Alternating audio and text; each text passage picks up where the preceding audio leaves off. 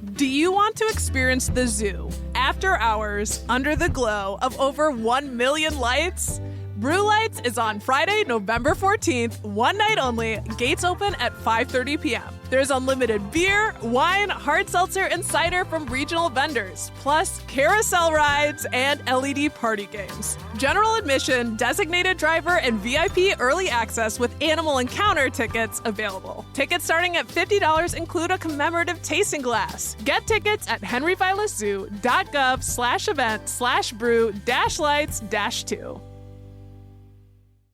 The holidays are starting early at the Bruce Company, and you're invited. Celebrate this season at the Bruce Company on Parmenter Street in Middleton. From November 5th through 9th, you'll find festive activities from Ladies' Night Out to their popular tradition, the annual Tree Walk, where you can wander through over 30 decorated trees and then vote for your favorite with the chance to win a prize. From sparkling lights to an upside-down Christmas tree, there's holiday magic around every corner. Check their event calendar for all the details at brucecompany.com. This is CityCast Madison. I'm Bianca Martin, and here's what Madison's talking about. Today, Wisconsin ranks 49th in the nation for state spending per capita on the arts, aka almost dead last. It's not a great picture for the present or future of local arts. Yes, and an artist-in-residence program working in Madison Public Schools called Whoopin' Soccer has been fighting the tide, blazing a path to bolster arts education in schools. And now the program's officially expanded statewide through a new PBS Wisconsin partnership. With me to talk about this and everything around Whoopin' Soccers is UW-Madison School of Education Curriculum and Instruction Professor Erica Halverson. Erica is the co-founder and mayor of Whoopin' Soccer. Hi, Erica. How are you doing? Hi, Bianca. That was I was going to say it was a fabulous introduction. It was. And also, starting with the state of things is definitely a way to get us fired up and going right out of the gate. Yes, because some of us will always be interested in the arts. And some folks would be like, I care, but do they know how much we need public arts education? They might not. So I'll also share that you are the host of the podcast, Arts Educators Save the World, which is incredible. Before we do actually get into what Whoopin' Soccer is, I do want to, hold the suspense for the drama, but talk about how we started this show, the context for why your program's success is so important. That figure I shared up top about the fact that Wisconsin is close to dead last in spending on the arts. Erica, you're the one who put me onto this statistic. How alarming is that to you as an arts educator? It is a double whammy in our current context because Wisconsin has often historically been a strong supporter of public education. We're very lucky in this state that the current governor was the head of the Department of Public Instruction. We elect the head of the Department of Public Instruction in this state, which is not true in all states. And so we have, in this state, a very strong commitment to public education. Now, the recent attacks on public education by our federal government, with the slashing of federal funding for education at all levels, PK through higher ed, has brought into really strong relief the tenuous circumstance that we are in as those who provide arts-based experiences to young people PK through higher education. Because as a person that was wearing two hats, artist and educator, maybe I shouldn't call them two hats. Maybe I should call them the same hat with two different faces. And for a long time, I could put the education face forward and say, these are education initiatives. These are ways of thinking about improving the life chances of young people through teaching and learning. And the arts were a part of that package.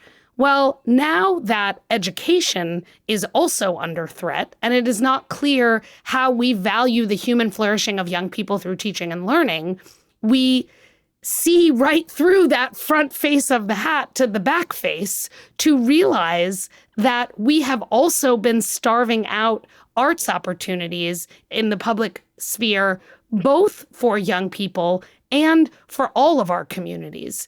And so This is a very long-winded way of saying, as a person that co-occupies public funding for the arts and public funding for education, we are in a particularly precarious moment, and a moment to highlight and lift up the ways in which we continue to persist around why art making for young people is so central to their flourishing as citizens and human beings in the world, but also in Wisconsin in particular.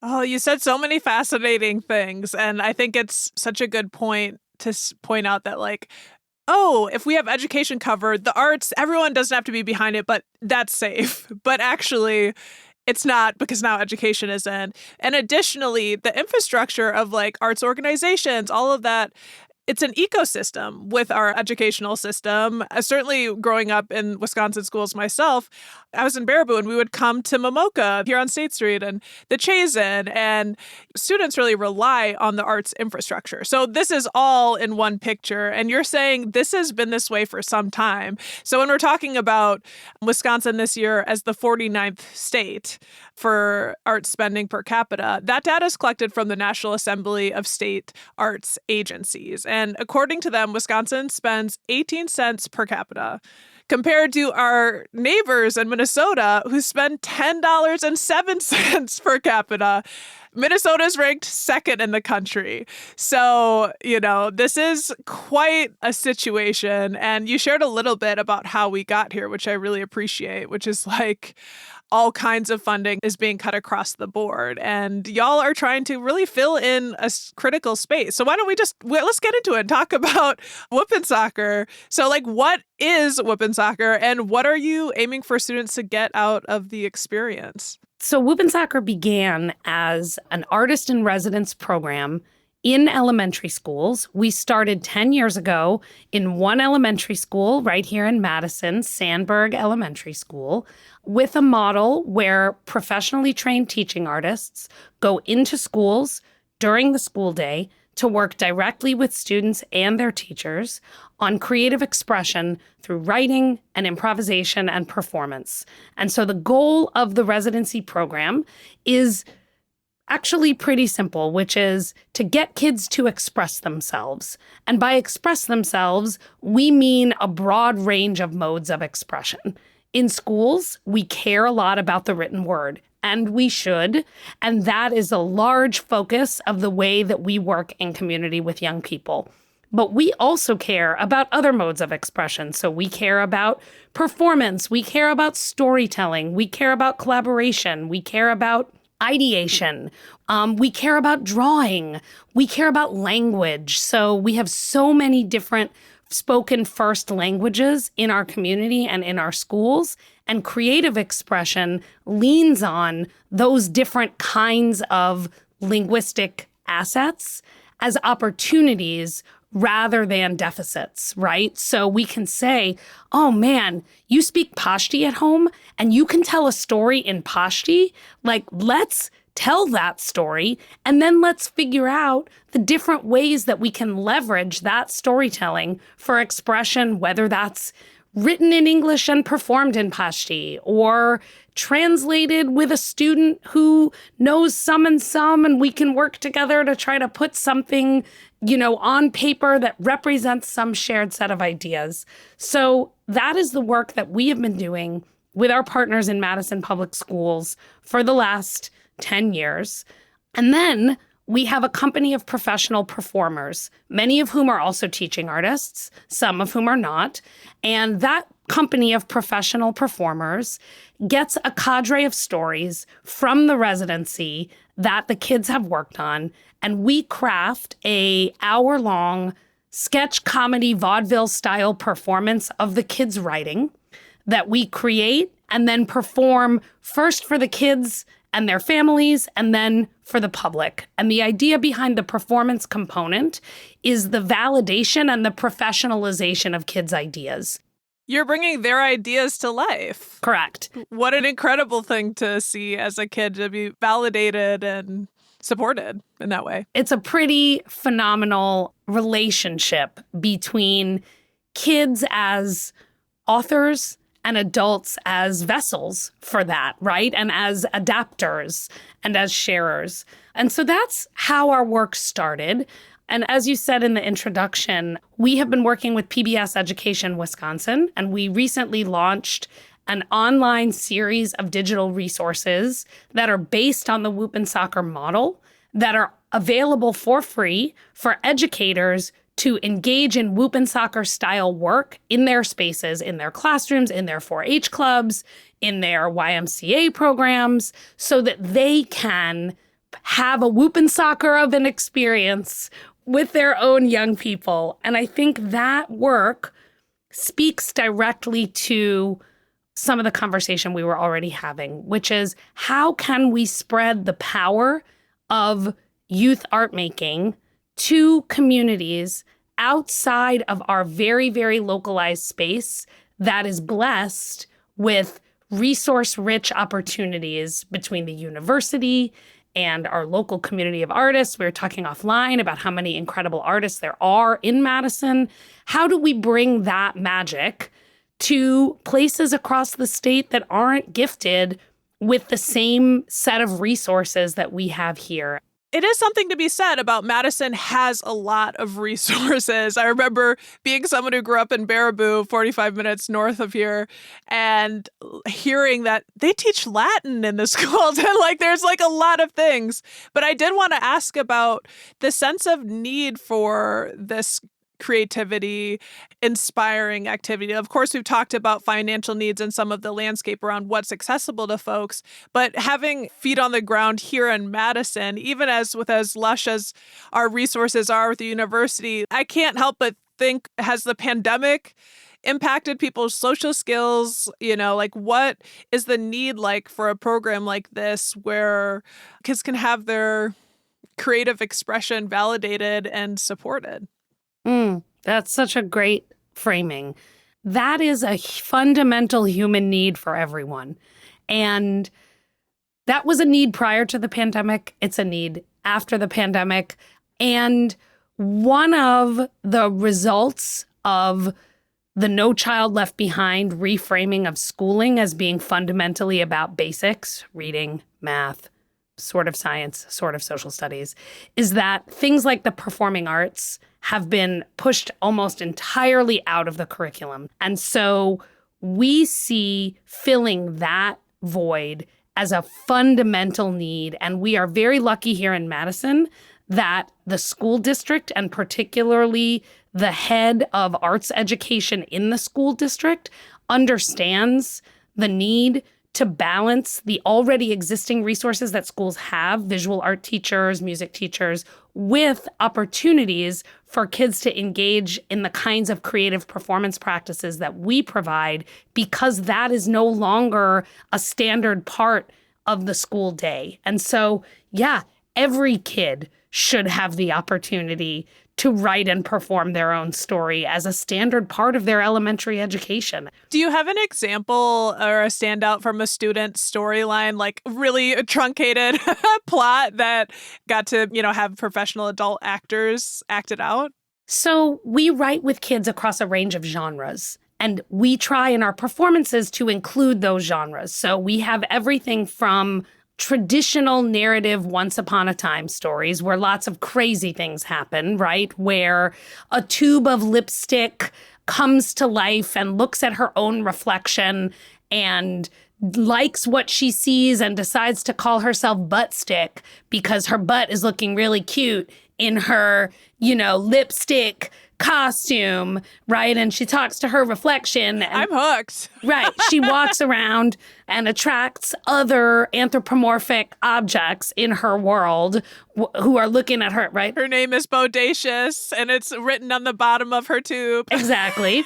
So we have everything from that to true stories. So we do a day where we write about things that have really happened to us.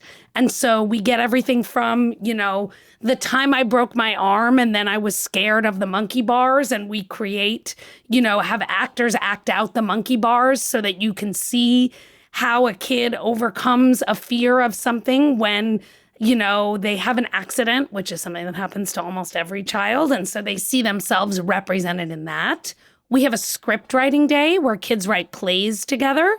And when we reenact those, we typically reenact them word for word because we teach kids both about playwriting as about what people do, what characters do, as well as what they say. So kids will write both the dialogue and the actions into their plays. So we'll have, everything from two piano players who are fighting over who has the best music, and they decide to have a contest of music where they go back and forth around their musical prowess, of two concert pianists. This is so fun. I'm like, I want in. We try to celebrate the full range of student storytelling assets. We also try to celebrate the range of languages. So we will perform stories in Spanish. We have Spanish-speaking teaching artists and Spanish-speaking performers. Other languages we've experimented with because we are not fluent in those languages, but we are willing to try to use our best artist selves to express ourselves in those languages. So the show really is more like a sketch comedy show than it is like a play in that way.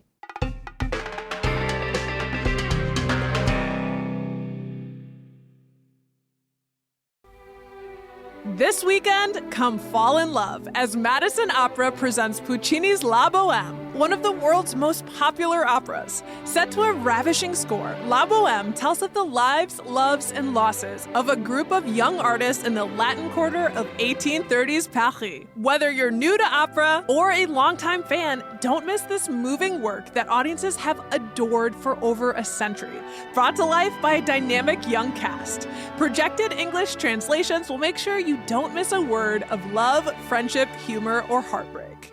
La Bohème simply has no equal. Take your seat in Overture Hall and escape into opera's greatest love story. You only have 2 chances to see La Bohème, so join Madison Opera on Friday, November 7th at 7:30 p.m. or Sunday, November 9th at 2:30 p.m. Tickets start at under $25. Get yours today at madisonopera.org. You are an expert on curriculum and instruction at one of the best institutions working on education in the country here at UW. What's the research and theory behind why this kind of experience using theater to inform creative writing is an effective approach for bolstering creativity in kids and teens, or our next artists? Yeah, I mean, there's multiple lines of research that speak to the power of art making and creative expression as a core activity in what makes learning go as a mechanism, as a process. So, there is cognitive science that tells us about the importance of people engaging with representations, that is, taking complicated ideas and using tools to represent and share those ideas in a different kind of a context. So the idea that you might, want to communicate what it means to be scared, right? And you can write the words, I was scared, or you can think about what does it mean to put scared in your body and how do you share that in a physical way? And how does that communicate the concept of scared? And then how do you use that physical representation to talk about the idea in a more interactive and community-based way? And that concept of representation is actually what we want kids to be doing in all the other subjects that we care about in school, right? So math learning is really just a series of concepts and representations, right? Like, algebra is basically like, how do we take an idea and reshare it using, letters and equations and relationships among those letters, right? And it becomes much more manipulable for learners when they understand that basically what they're doing is using different kinds of tools to represent the same kinds of ideas. And in art making, that is like the core of what you're doing every day. So there's some like cognitive stuff. And then the other big piece that I'll mention is the cultural assets aspect of art making, which is that a lot of things that we do in schools, unfortunately, start with what kids are missing. You don't know how to X. You're bad at Y. And starting with a deficit framing is a really hard way to come into a new situation, because to learn something new, you need to connect it to something you already know. You need to say, this sparks something in me. This allows me to see my world differently. And so art making is really grounded in what tools, what assets, what ideas are kids bringing into the space? And then how can we leverage those assets to make something new together? So the cognitive work, the cultural work, all of that points to art making as a core process in all of our learning practices. Yeah, and I want to add, like, vulnerability to sharing your ideas. I'm personally in an adult improv class at this moment, so knowing yes and is a lifesaver. And a lot of those games and collaboration and the work of carrying out an idea with other people is quite vulnerable. Like, frankly, there was one exercise where someone said they were terrified, socially. It's really almost like an act of exposure therapy and taking social risks, but doing it in a safe space, because they're saying they're terrified, but like truly they're held and there are people that care about them. And one of the fun things that happens in the class is like when someone makes a mistake in a game, like the culture is everyone claps, so you made a mistake. Oh, ha, great. And like, that is just like so different. And, so I love everything that I'm hearing about this program. It sounds so beautiful. And like, it also seems like adults could benefit from some of this too. I don't know if you could share some principles for the adults listening, folks who might use some creativity or oil in their social gears from what you're teaching the kiddos. Yeah, I mean, I think, Bianca, you pointed right to it. So I also teach at the university, right? And I teach future teachers. I also teach future teaching artists. And I also teach graduate students. And the one core principle of learning that I want students to walk away from a class with me with is that you can't learn anything new unless you're willing to take a risk. And in order for people to take a risk, the teacher or the organizer has to scaffold risk-taking. So good teaching is fundamentally about scaffolding risk-taking. It's about setting the conditions for people to be able to take risks in successively greater steps, right? And the word scaffolding, which is a little bit of education speak, but also has relevance in our world. Infrastructure, scaffolding. But the thing about scaffolding that I love is not only is it infrastructure, but scaffolding is designed to come down, right? So when you put scaffolding around a building, you don't put it there to leave it there forever. You put it there to help you build the building, and then you take the scaffolding away, right? And so scaffolding risk-taking is about setting the conditions for people to be able to do exactly what you're describing, right? So that we start with something that is very protected, right? When I run an improv workshop, whether it's with kids or adults, no one makes their own independent choice until we're at least an hour in. So the first hour, everyone is responding to choices that I'm asking them to make. And that's on purpose, because I know that independent choice making is scary. And if you asking somebody to make, quote unquote, make something up on the spot, you can't just say, okay, this is what we do here. We make stuff up on the spot, right? You have to set people up in order to feel confident that when you ask them to do that, they're ready to do it. Yeah, it's what we're doing right now. Like, come on the show and talk. We'll find out what you're going to be asked.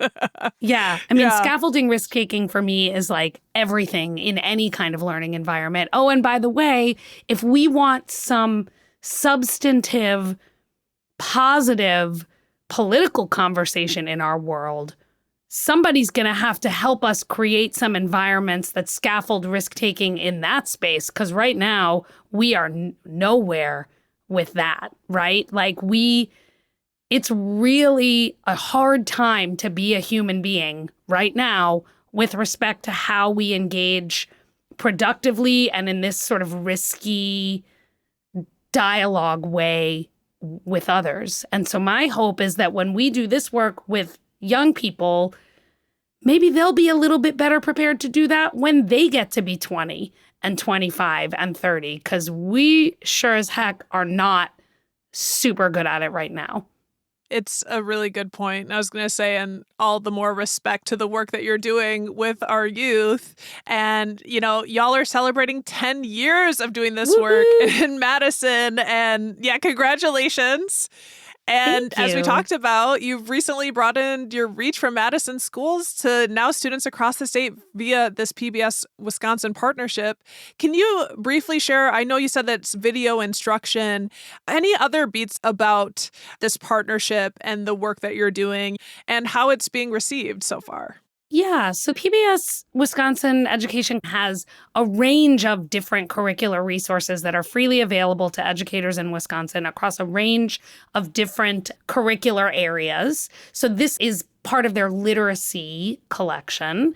As of now, we have built a series of videos that can help educators to use all of the structures that we use in the classroom. So we have a set of agreements that we work with young people on in terms of how our work together is going to function.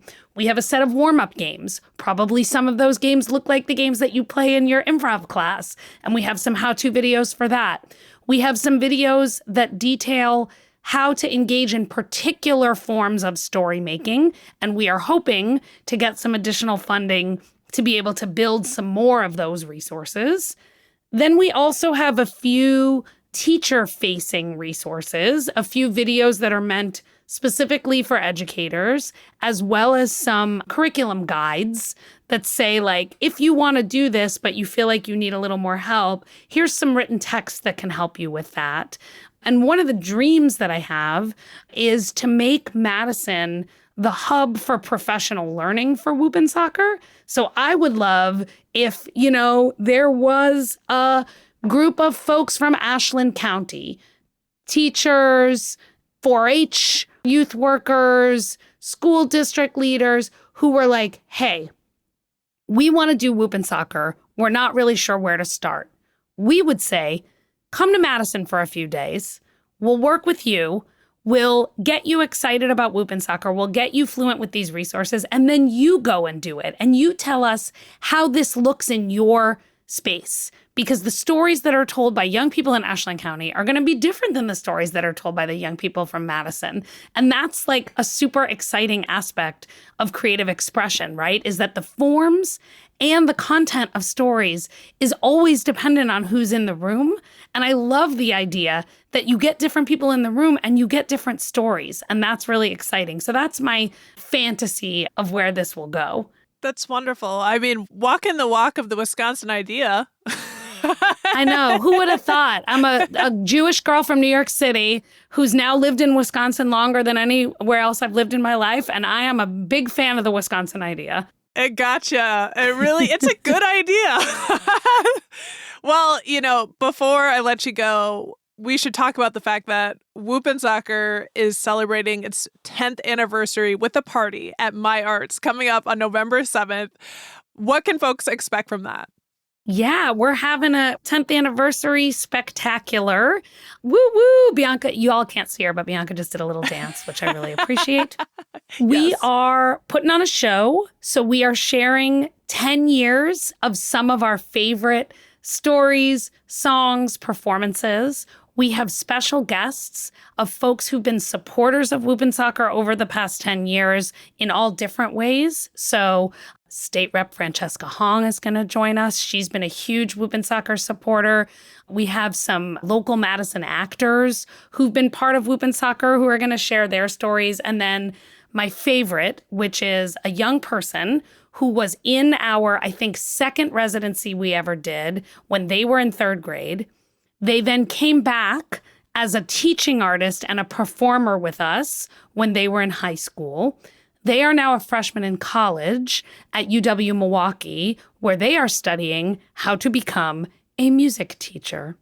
And so my heart. that young person will also be there for the show to celebrate. So we're going to have a performance. We have some really delightful swag that we're sharing. And then afterwards, we're going to have a little celebration with our partners at Bonzo are going to share some yummies with us, always yummy.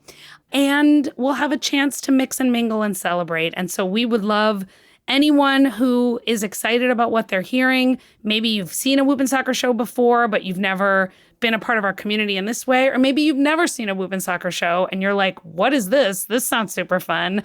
I would love to come to the Madison Youth Arts Center and hang out with you all. All comers are welcome. That sounds so delightful. And the story of the student, like full circle going through life and, like carrying it through. It's the next generation. It's beautiful to see. This has been such a delight. Thank you for coming on the show, Erica. And as the former president of the art club of Baraboo High School, I already feel more hopeful for the future of arts in our state. Yes, I love talking to art and theater kids. Even if art and theater is not like the central focus of what they do as adults, it always comes through in the way that people live their lives. And that's another reason to me why arts education is so essential to our human flourishing, is not because we're making the next generation of Bradley Whitfords who graduated from Madison East High School. Not everybody's going to be the next Bradley Whitford, but everyone is going to be the next Bianca Martin, and that makes our world better. There's going to be a million of me. I don't mind. I love it. And it's a good point. I cannot have a better conversation or feeling than with someone who loves the arts. Don't take that personally if you don't. Erica, thank you so much. Thanks, Bianca. That's Erica Halverson, UW-Madison School of Education Curriculum and Instruction Professor, co-founder and mayor of Whoop and Soccer, and host of the podcast Arts Educators Save the World.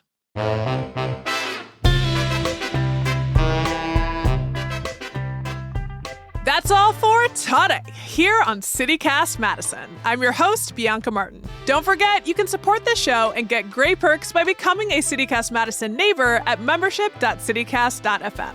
And if you enjoyed today's show, why not share this episode with a parent or an educator? Alrighty, we'll be back tomorrow morning with more stories from around the city. Until then, take good care and long live public arts education.